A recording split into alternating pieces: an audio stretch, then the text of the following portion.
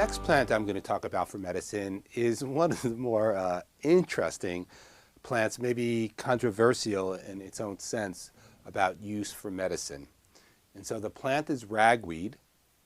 The genus of plant that I use is Ambrosia artemisiaefolia. It's in the daisy family, the Asteraceae. So I'm talking about the plant called ragweed that causes about 70% of all hay fever and pollinosis hay fever, seasonal allergies. So it's a plant that many people despise, and with reason, because it creates so many people miserable allergy symptoms when it starts to pollinate, which is in the midsummer to later summer. The plant is native. There's actually many species of ambrosia. There's species here in the Northeast, there's species in the Southwest. So the plant is common.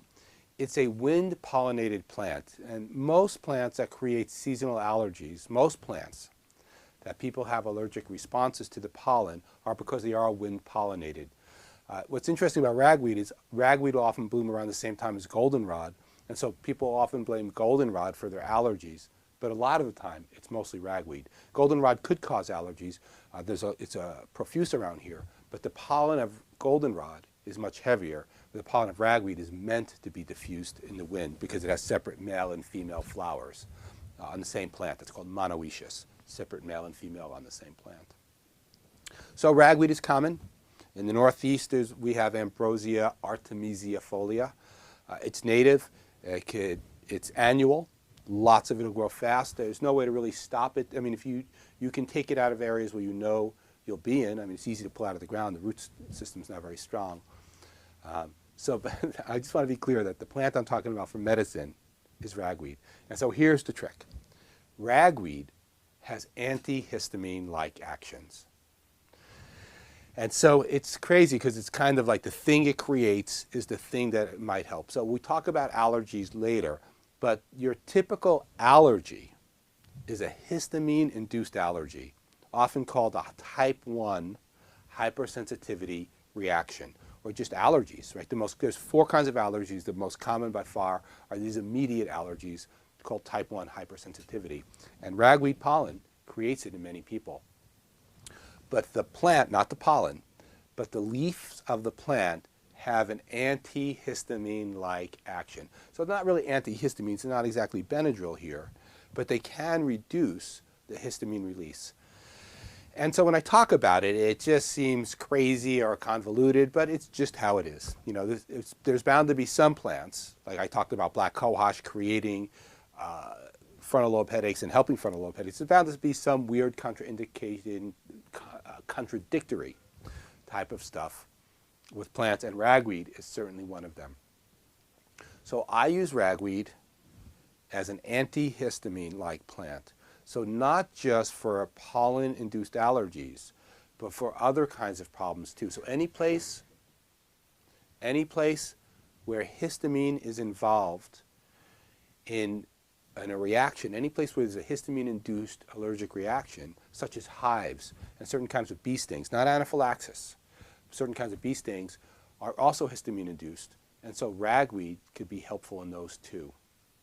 So I'm a huge fan of ragweed because allergic reactions, meaning itchy eyes, runny nose, congestion, sometimes lethargy, those allergic symptoms are one of the most common things I see at almost any first aid event. People are constantly having allergies, right? Especially outdoors. All of a sudden they're exposed to all this pollen, they're exposed to all this dust, they're exposed to whatever they're exposed to, and now they're allergic, and now their eyes are itchy and runny, and their back of the throat might be itchy, and they might be coughing, they might be sneezing, right? And so, and runny noses and ragweed can help pretty good a lot of the time, so I use it. I sometimes don't even want to mention it. The problem with ragweed is not so much as far as this is concerned, is when I tell people I want to give them a tincture and they ask me what it is, if I tell them ragweed, people just flip out. They just like, I hate that stuff. And they have a right to hate that plant, right? It's creating a miserable time in a certain part of the year for them. The reality is, though, it helps a lot of people. And yes, ragweed tincture, we'll talk about making medicine from it, is helpful for ragweed allergies. Again, Ragweed tincture is helpful for many kinds of histamine-induced allergies. The type 1 hypersensitivity reactions, those immediate allergies that people get when they come into contact with animal dander, certain foods. So not for anaphylaxis, which is that same reaction, type 1 hypersensitivity, taken to a much further and much more dangerous place. Ragweed is not going to help there. So the medicine, the way I use it most is I gather the leaves before the pollen comes on. But it really doesn't matter that much because when you put just a little bit of pollen in the tincture, it's the fresh pollen getting in the nose that creates the reaction. But because people are nervous about taking ragweed initially, I just make sure there's no pollen in there. And so basically I gather the ragweed plants. Once again, I use Ambrosia, Artemisia folia, but there are other ambrosias to use. And I tincture it fresh. Dried tincture works pretty good. I think fresh works a little bit better. And then, of course, I test it. So in all the years, I've given gallons and gallons of ragweed tincture. 4 people seem to have reacted badly to it. So 4 people matter. You could be one of those 4 people. But that is 4 people out of many, many, many people. So somebody comes by with an allergy, and how I test it is I give them 1 drop. So somebody comes by and like, I have allergies. I'm like, well, why do you think it's an allergy? And like, I freaking have allergies, dude. I always have allergies. Don't ask me about my allergies. Just give me something. And I'll say, okay, I'd like to give you a little bit of this tincture. Often people don't ask, and so I might not say what's in it. Sometimes they ask, and I feel tempted to just give it its scientific name, which is Ambrosia, which is a weird name for ragweed. It doesn't taste that good. It's not the prettiest plant. But the genus of the ragweeds and bursages, the similar plants, is Ambrosia. So I could say this is Ambrosia, but generally I just say this is a ragweed tincture, and then people might not want it. All right, so scenario. Itchy, miserable person from allergies. They know they have allergies. What I'm going to do is give them 1 drop and see if it helps at all.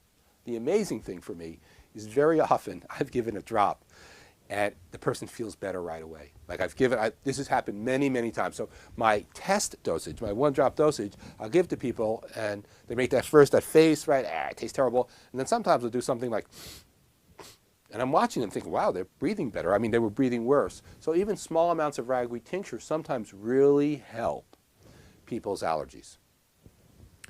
If ragweed is one of those medium to large amount medicines. So you start with a small amount. If that works, you can kick it up a half dropper full or a dropper full until you've reached the capacity, the maximum that the medicine will work.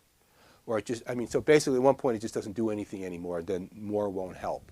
But ragweed, my experiences, and this is all about my experience in here, other people have other experiences, is that if 1 drop doesn't help, I'm going to start again here. If 1 drop doesn't make it worse, then 10 drops doesn't make it worse, and a gallon of the stuff, which I've never really given to anybody, doesn't make it worse. So if you test 1 drop in the person, and they don't get worse allergic symptoms, you can give them more safely. I haven't seen it ever then start to create a problem. So ragweed tincture is a really good antihistamine-like medicine for things like hives, which is a histamine reaction, and allergic responses such as pollinosis. I have seen people eat pieces of the fresh leaf, and I've had some good results too, but not as much with that. If people are going to do that, if they have allergies to ragweed, they should just make sure their mouth and nose are covered with bandana or respiratory mask when they pick the leaf, and I probably clean the pollen off of it just so they don't breathe it in their respiratory tract, which is where the pollen has to go, really the sinus cavities, to create a problem. And so that's pretty much it for ragweed. Really good antihistamine-like herb for type 1 hypersensitivity reactions. And it's free and crazily available, right? So I'm not trying to sell you anything. That's the thing about the beauty of these things. Like ragweed, that it's just, most people have some available to them. So tincture a reasonable amount. It's not just for you, for other people, and give people a try to see if you can reduce their allergic symptoms.